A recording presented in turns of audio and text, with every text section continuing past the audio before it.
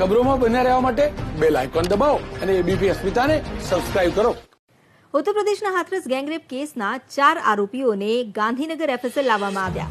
ચારેય આરોપીઓના સાયકોલોજીકલ અને નાર્કો સહિતના ટેસ્ટ ગાંધીનગર એફએસએલમાં કરવામાં આવશે।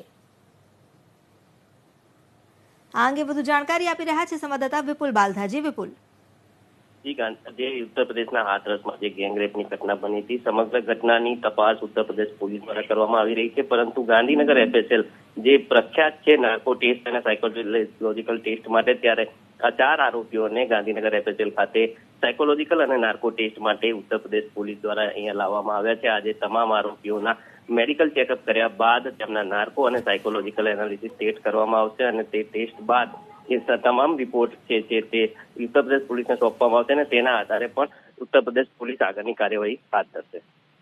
જી વિપુલ, આભાર આપનો જાણકારી આપવા માટે। તો ચારેય આરોપીઓના સાયકોલોજીકલ અને નાર્કો ટેસ્ટ કરવામાં આવશે। આ ટેસ્ટનું રિઝલ્ટ પણ યુપી પોલીસ માટે ખૂબ જ મહત્વનું બની રહેશે।